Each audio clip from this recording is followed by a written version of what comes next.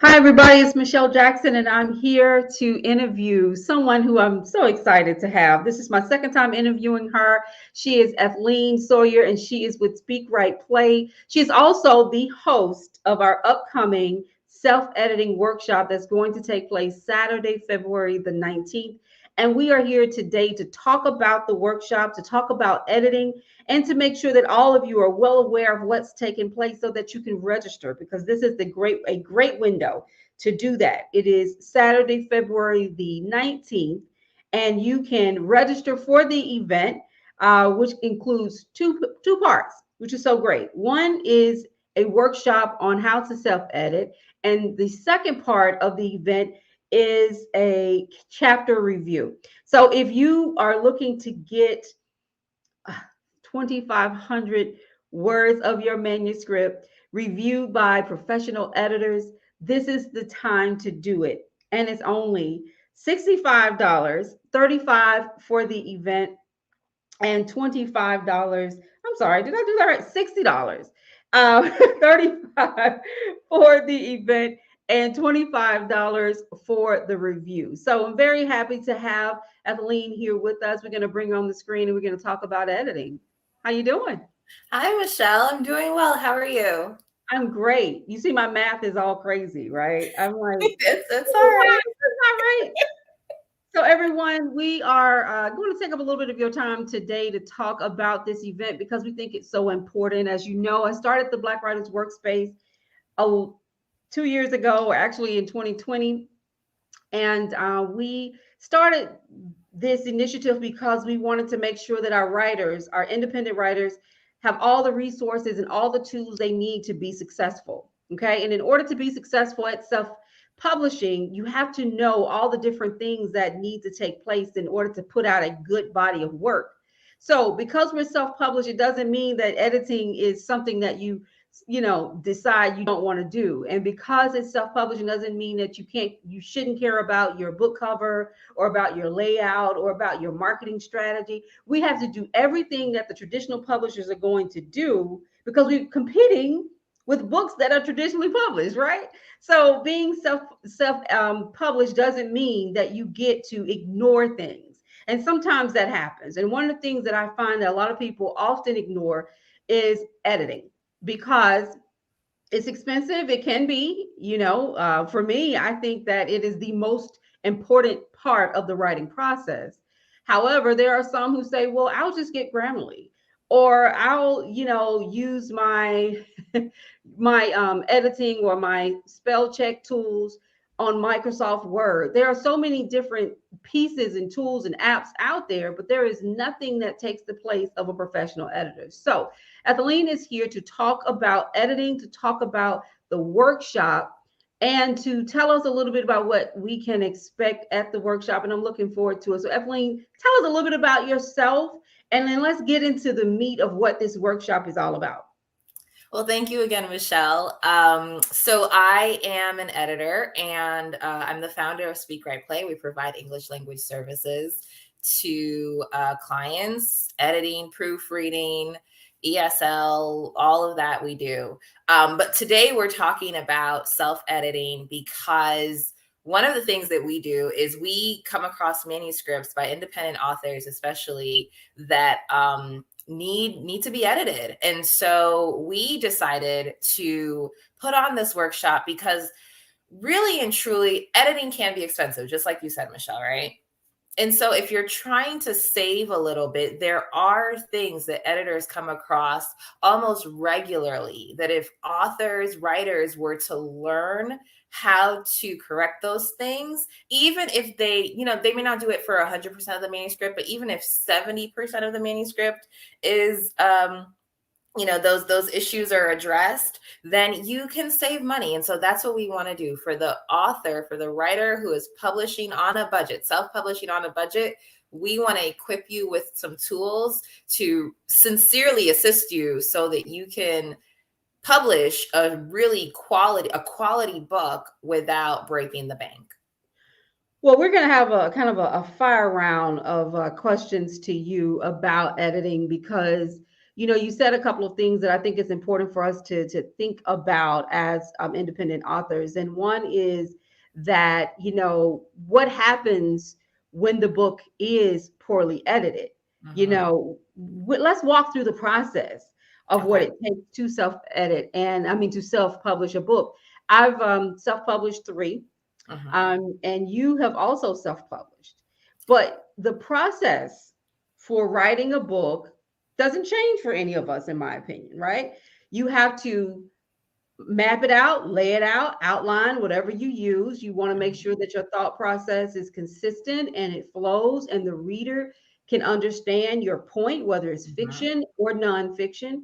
You want to make sure that your sentences are structured well, that Yes. there's a specific tone that is carried throughout the book, that you're not sounding like or being or using words that's not relevant to a particular region or particular situation. You want to make sure it flows well so that the reader will continue to want to read, because the goal here is to get the reader to go from page to page, right? Exactly. So it's nothing like having a poorly written or poorly edited book and the reader gets to page 2 and say, I cannot read this because I've already found 5 or 6 grammatical errors and Yes. it doesn't flow and I don't understand the characters. I'm lost in the sauce, right? So all of us have to think about all these different things in addition to book covers, layout, how to market it, and all those different pieces. So it's good that you're having this particular workshop. And Ethleen and her group came to me and said, hey, we want to partner with you on it. And we have 12,000 people in the Black Writers Workspace, and every single day someone announces a new book that they're publishing, either self-publishing, vanity publishing, or going through a traditional publisher. Now, what is so interesting is that over 1 million books are self-published a year. So I have this thing that I say, which is the future is self-published, right? Because in 50 years, when people are looking for books on COVID, what happened during COVID, how people handled themselves in the midst of a pandemic, guess what they're going to be reading? A lot of books by self-published authors. Yes. So getting it right is essential so that not only is competitive and you can make money on your book, which most of us want to do, but also that you can put a great work of art out there. So Saturday, February 19th, what can everybody expect? Okay, so what we're doing is we're saying we're going to equip you with the tools to self-edit, right? And self-editing is more than just, oh, step away from your manuscript for a couple of days or a couple of weeks. We are actually bringing to the table common errors, common situations, common grammatical issues that we run into as editors that we're going to teach the attendees how to fix them in their own writing. And there's actually a really cool feature of the workshop. This is what makes it interactive, where we present situations and text, and we're saying, find these situations, find these examples in your writing, and let's go ahead right now on the spot, pull up your manuscript, pull up something you've done, and let's identify where these errors are, where these issues are, and go ahead and fix them. And we'll all do it together. So that's what sets us apart from perhaps other editing workshops or self-editing workshops. We are not just presenting the issues, but we're going to walk attendees through how to correct the issues in their own manuscripts. Excellent. So what Ethleen is saying is not that you don't need a professional editor, is that if you are able to self-edit while or after you write, it helps the professional editors. And because there are some things that we do that are very, very consistent throughout the work. And you don't want to spend all your money on an editor having to take out words like very. Yes. And you spent, $500, $600 or $1,000 with an editor for them to remove a word that if you are conscious that you're writing it, you can eliminate it in your self-editing process. Yes. So once again, the writing process that we're talking about in this workshop, it doesn't mean that you don't hire a professional.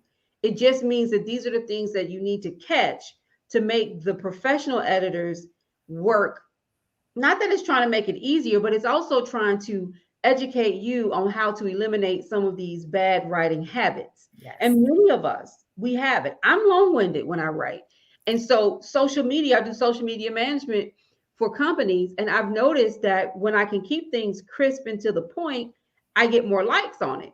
But I have a tendency to want to spell out everything because my background is in writing policy, and policy, especially from a legal perspective, have to be, very detailed. And so I've noticed that. So now I'm beginning to make my work a lot crisper, eliminating words I don't need to use, those types of things. Let's talk a little bit about the importance of, the process of writing and getting to that point of editing. Writing is tough in itself because I know for myself, I have to go through the whole confidence hurdle.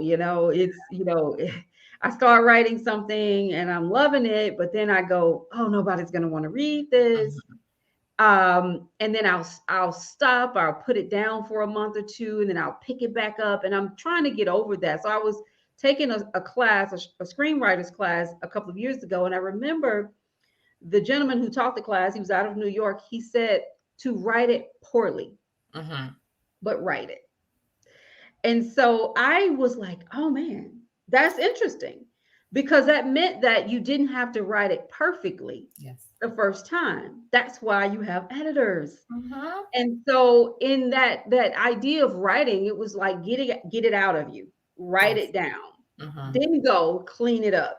Fix it. That's where the self-editing comes. Get rid of words you don't need, get rid of sentences you don't need, those types of things. And then at the end, you've got a cleaner version of it. You can get it to your editor and they can actually take a look at it. So talk to us about the type of editing that a book requires. I know we've talked before about developmental and line and copy. Talk to us a little bit about that.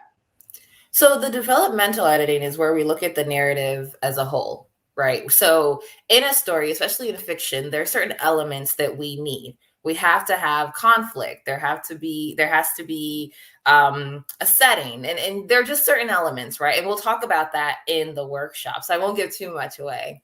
But when we write, the developmental editing is making sure that there's consistency in the writing. So if a character was referenced in the first couple of chapters and then they were later referenced towards the end of the book, we want to make sure that the name is consistent, that things are that it makes sense, everything kind of flows. The line editing is where we're focused on your sentences and the words that are used, how the sentences are conveyed, how the paragraphs, kind of all the sentences kind of flow together. So we're paying more attention to what words and phrases are used, and we want to establish some sort of rhythm. We're looking at pacing, things of that nature. The copy editing is more surface level. So we're just checking the spelling, punctuation, making sure the semicolon is used correctly. And then the proofreading is done towards the end when you're getting ready to publish, where we just go through and make sure there's no random punctuation in the middle of your sentence or extra spacing, the formatting, all of that. We note different things that may make the manuscript or the book aesthetically displeasing. So that's what the proofreading is, to catch those things. Well, I'm going to tell you a couple of things that I see and a couple of things that I have a tendency to do. Like I said, I can be long-winded. I can use words that doesn't speak to my audience sometimes, and those things are very hurtful to the work itself. But some of the things that I see on the page, because I do an e-newsletter every week, and I communicate and work with a lot of authors from the page, whether it's to promote their work or to add them to the newsletter and different things like that. But I do see where we're not thinking about the editing when we're talking about the shorter versions of our book synopsis and different things like that. But if the book synopsis is not well edited, then the chance that somebody's going to actually get the book and buy it and want to read it is not it's typically not going to happen because it's Yes. like, well, this isn't well written, so I can only imagine the book isn't. So Yes. I always try to tell people, make sure your synopsis is clean and clear, that Mhm. it communicates well what the book is about, and that it still carries the same tone as the book. So that's something that I see. I also see that, I've seen, because of social media, we want to abbreviate our writing so Yes. much, you know. And I mean, I see things, of course, I try not to hold anybody to anything they post on the page, because I know I can be posting in the midst of doing a million things and you forget things. That doesn't bother me as much as it Mhm. may bother some.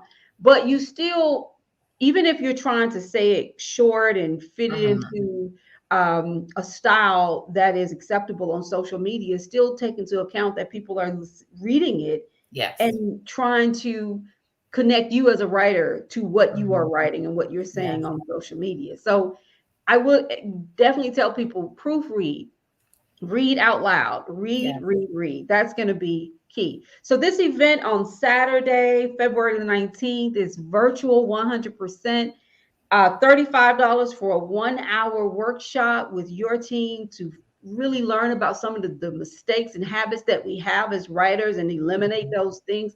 This is not just going to help you or help people out there who are trying to write a book, but if you are writing, for your job, if you're writing, if you're blogging, whatever you're doing that requires a written word, you need to be able to see some of the mistakes that you're Yes. making. Um, so that's really important. Now, the chapter review, let's talk Mhm. about that, because that's huge. You're talking about 2,500 words. If somebody was to review 2,500 words of my manuscript for $25, okay, people, Yeah. look, the first time I hired an editor for my first book, I paid them $500 to review my book. It was about 120 pages. Mhm. They just added a bunch of comma slices. I lost that $500. Okay. Mhm. I had to hire another editor, paid him another for $500, and he did a fantastic job because he knew me and he knew my tone. He knew where I Mhm. was going with it.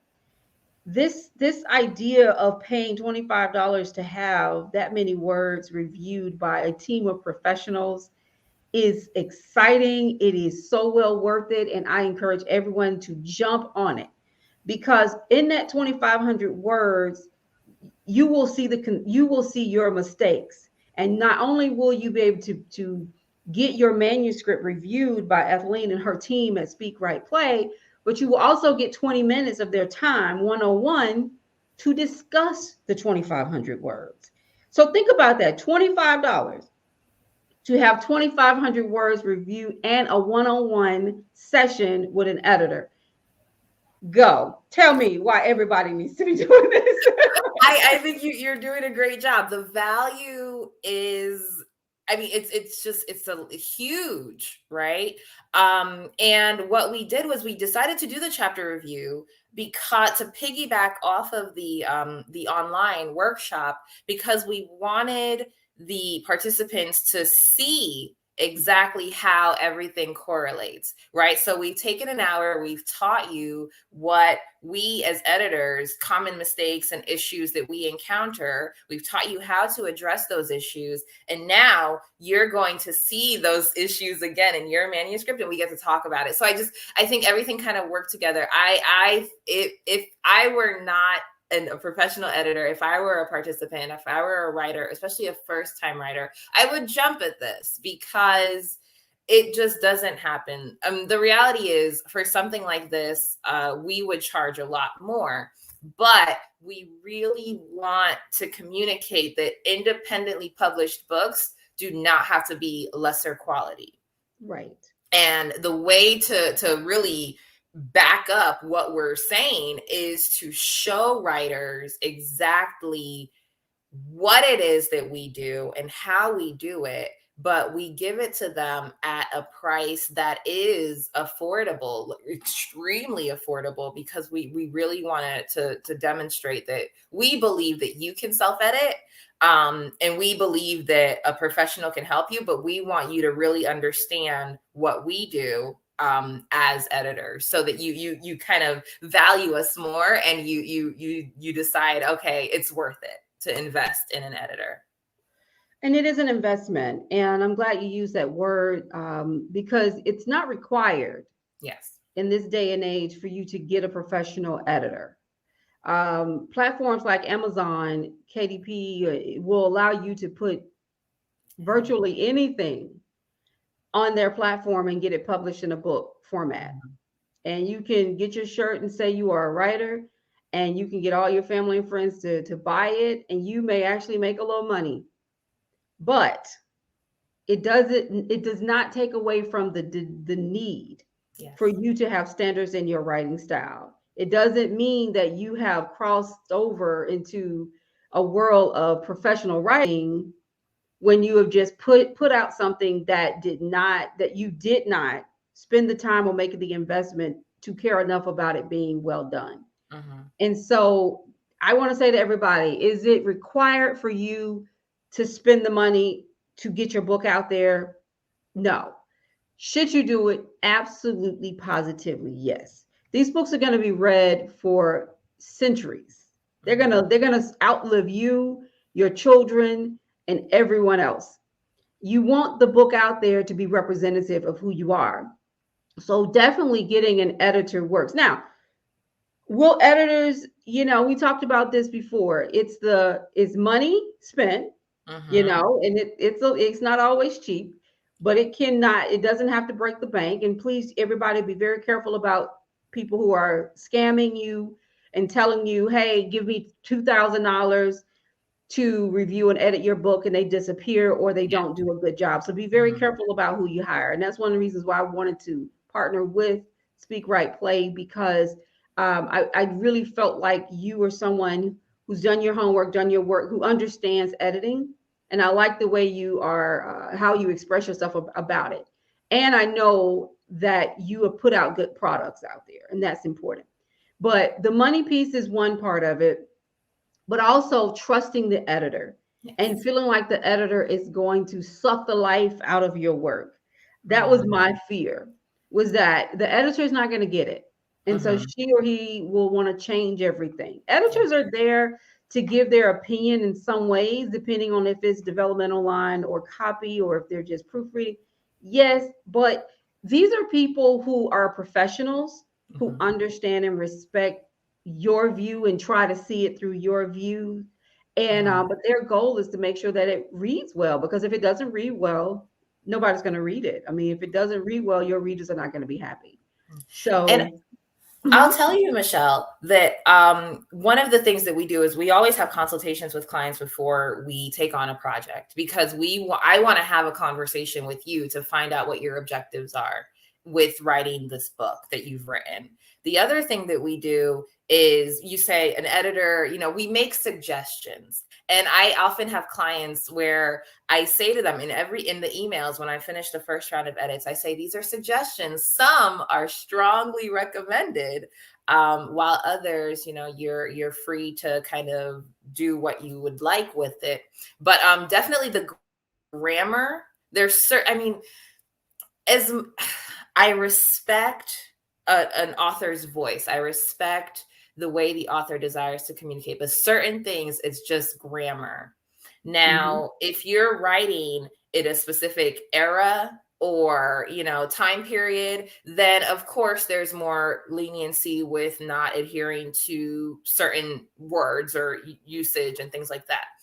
But I think one of the things that independent authors have to understand is, as an editor, when we make suggestions about grammar, um, a lot of it is just, it is what it is, right? But then when we're making suggestions about, maybe have this character say this, or introduce it this way, or put this clause before that, that's more stylistic, and you have more freedom whether to Mhm. accept or reject our suggestions. So I like that you brought that up, and I just want to elaborate a little bit more on that. That's excellent. I'm glad you're talking about that, because like I said, I do feel like one of the hurdles, of course, the money is one, and the other is worrying that the editor is not going to see the Mhm. writer's vision and want to change it from a stylistic perspective. But like you said, grammar is grammar. Good grammar, if you're speaking in a black dialect or African dialect, and you're shortening your words, or different things like that that's a still stylistic to some degree. But if it's grammatically incorrect, it's grammatically incorrect, and it has to be corrected. And you definitely want to do that. Now, do we all make mistakes writing? Absolutely. I do it every single day. I'm going to be honest with you. I do a lot of writing. I do a lot of social media stuff. Mm-hmm. And I have to go back and I read and read and read. I even told my husband and my son, when you're writing something, read it read it forward and backwards. And I mean, you have to read it out loud, Yes. keep reading it, make sure it flows, make sure it makes sense.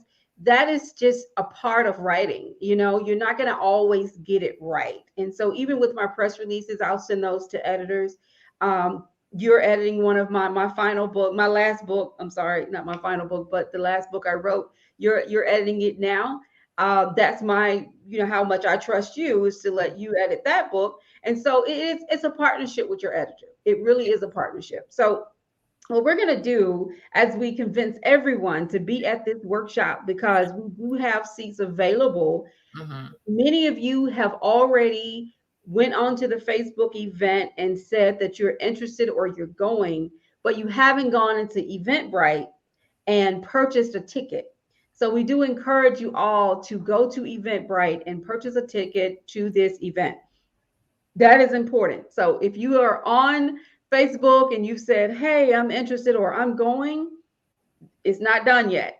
Go to Eventbrite. And at the bottom of the screen, you'll see how to get to Eventbrite. That's bit.ly/self-editing workshop. That is the website. That is just a shortening of the URL for Eventbrite. So it's at the bottom of the screen. Please, please, please go there and register and reserve your space, because we are limited on space. And so for those of you who have already registered, thank you. I think it's going to be a great event. Once again, an hour workshop, and then you have a 20-minute session. And the team at Speak Right Play, they will take your manuscripts up until February the 17th. So you can register between now and February the 17th and still participate in the review session. That's huge. They're gonna be up all night reading your work so that they can be ready on the 19th to give you some good feedback. That's key. So we've got kind of a fast-paced question there for you. We want to know what you think about these things. Because I've always wanted to ask editors these questions, and you guys are you so what I call PC. You're so politically correct. you don't get on here and say this is garbage, like I never heard you say, oh gosh, that was good. Now me, that's why I don't edit. And people will ask me to, and I'm like, you know what? Nope, because I will bloody up a paper the way my papers were bloodied up when I was working, for different magazines and different things like that. So the fact that you're not going, this is garbage. I know you say it before you go to bed at night. I know you're like sitting in the mirror, like, I can't believe I just have to edit that book. It is no good. But nonetheless, we're going to get you to think about these. So quickly, very quickly, what word is the most often misspelled or misused word by writers? Self-care. I don't understand it, Michelle, but there's a hyphen there. Self-care. I see it so often. A lot of words with self, right? So you got self-esteem, self-worth, oh my goodness. It's just the selves. Yes. Wow. I wasn't expecting that. So is that the one that's also misused? What word is misused the most? So self-care is it's a noun. But I'm finding that a lot of authors, traditionally published, independently published, they're using it as a verb now. And then you have your typical homophones, the then, the than, the yours, the theirs. Those are still, if we could find some way to really drive it in, the difference, right, with these words, it would be amazing. But it's still, I still see those errors regularly. Well, you're self-caring tonight about about these writers. I love your self-caring. So we're going to name 3 grammatical errors that frustrate you the most. Okay. Misuse of semicolons, run-on sentences, and not indenting. Yes. Well, is indenting, that's more format. Let me think. Grammatical. Misuse of adverbs. Give me an example. So, someone will write that they'll be describing something and they'll use or they'll be describing an action, right? And they'll use beautiful, the adjective, instead of beautifully, right? She danced beautifully. And oh, it drives me nuts. I'm like, no. That's funny. That's interesting. Now, you said indenting, and I know you moved off of that. So Yes. As a PR writer, when I write a press release, I do not indent my press releases. So what do you do? Do you do an extra space between your paragraphs? Yes, I do. Okay. So here's the thing. You can do either or, but you can't do both. And so I often see manuscripts where the writer does both, or the writer doesn't indent when they need to. So yes. I remember indenting in school. So that was always a big thing. But when I write my books, I indent my manuscripts. But for press releases, I don't. And I've had some clients to just go, "You've got it indented." And I'm like, I wasn't taught that when I was a PR person. So that's very interesting. Okay, the next question. Tell us the difference between, or you've already done that, between copy line and developing editing. You did a great job of explaining that to us. Tell us 5 things a potentially good book fails to deliver when it's poorly edited. 5. Okay. The story. So, a lot of people, like you were mentioning earlier about the screenwriting class where the teacher, said write poorly. Right. A lot of people, and myself included, I often do brain dumps when I write, whether I'm writing a manuscript or a short story or what have you. But it's a story, it's a narrative. We can't just put our ideas on paper and think, oh, I have a book. There has to be intentionality to it. We have to organize. There needs to be organization. So story, poorly developed characters, or characters that are not memorable. I mean, I can think of books that I read decades ago. Jane Austen's Pride and Prejudice. I will never forget Mr. Darcy. I will never forget Elizabeth.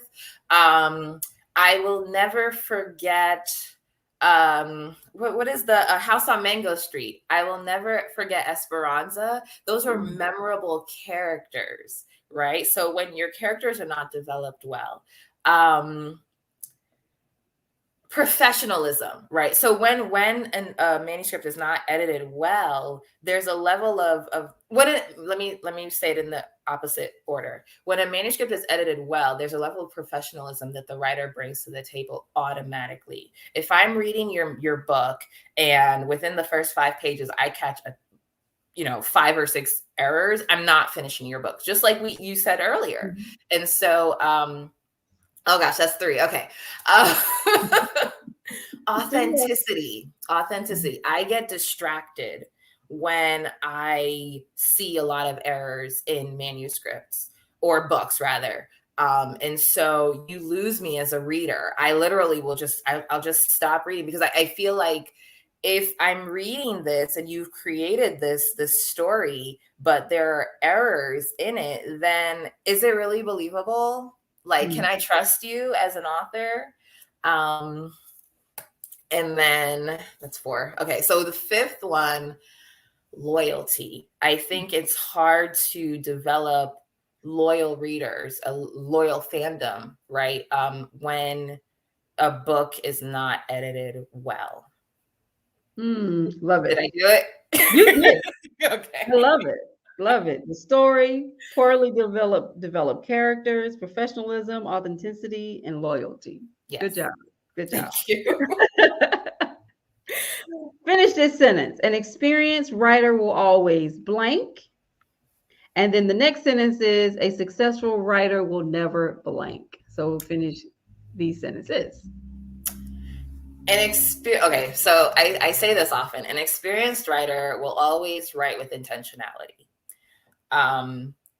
Especially in fiction, an experienced writer thinks about the actions the characters take and the implications of those actions. Mm-hmm. They think, is it believable? Would this character really do this? And it's almost like the characters come alive. So I think after a few go-arounds, experienced writers, they put more thought into what their characters say and do, as well as where the story takes place, what things happen, all of that. It just, there's more purpose behind every movement. It's similar to acting, right? Every step you take, every motion that you make with your body, it should serve a purpose. A successful writer will never stick to just one voice. And I think about acting, where you have actors who are very one-dimensional. You always see them in this particular role, like they're typecasted, right? So I think a successful writer tries to explore different voices. And it doesn't necessarily mean that they're writing all these different genres, but it's just they are thinking about things from different perspectives. And so they tell the story from this person's voice, or they tell another story from another person's voice. It's not always stories are not always told from one character's vantage point. Mm-hmm. Nice. Mm-hmm. I like that. So you did very well, but we have one more question. Okay. If a writer has a small budget, what would you recommend them to do if they want to get their manuscript edited? What steps would you take? If you've got a small budget, would you say just go with Grammarly or hire get line, editing? What would you tell them to do? Okay, so first attend the workshop on February 19th, attend SelfEdit and Save. But there are some editors, right? Not all editors, because some editors are just starting out, they're developing their craft, things like that.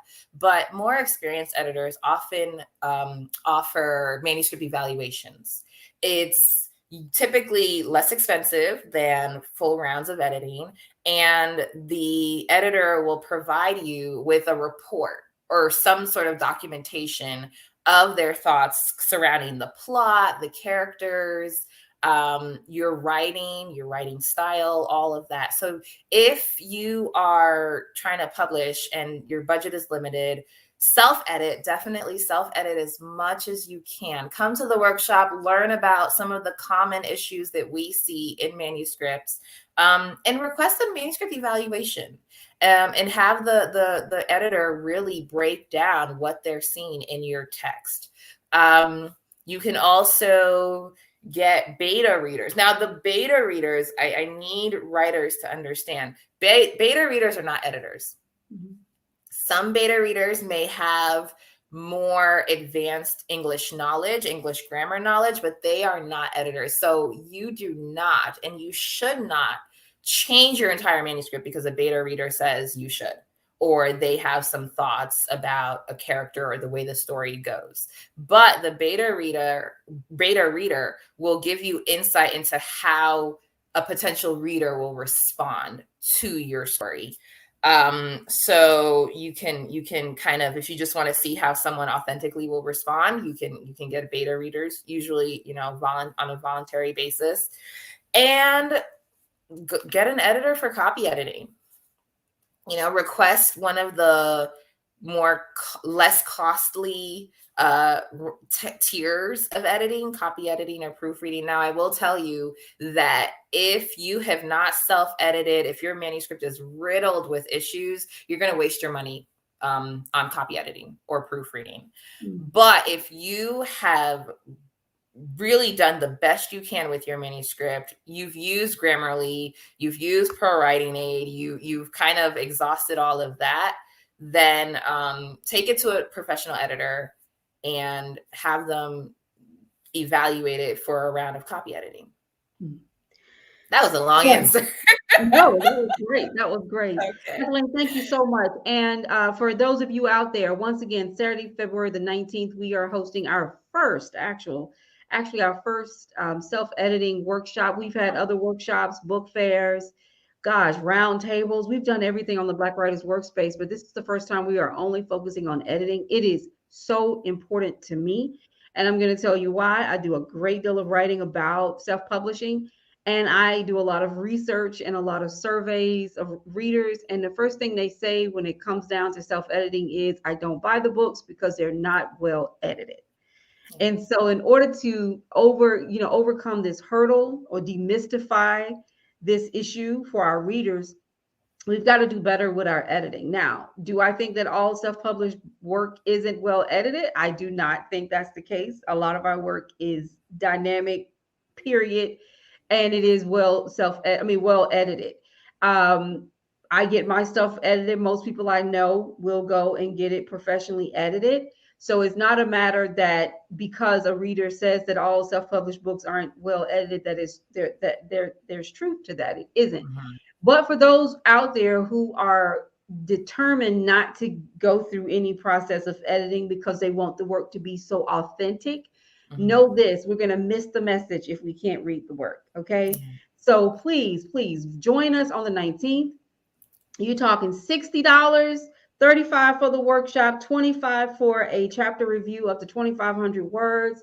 Ethleen and her team, they are ready. We still have a couple of seats available. They're going to be doing the review sessions, or the chapter reviews will take place after the workshop. So on Saturday, we'll have a 1-hour workshop from, 10 to 11 Eastern. And I say that because I'm Central, so I'm just making sure.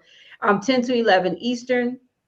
And then after that, from 12 to 5 on Saturday, they're going to be doing those review sessions in 20-minute intervals. And then on Sunday, they also will be doing them. So we've got some time, we've got some seats, but we need everyone to register. You need to go to Eventbrite to find this particular workshop, the information at the bottom of the screen.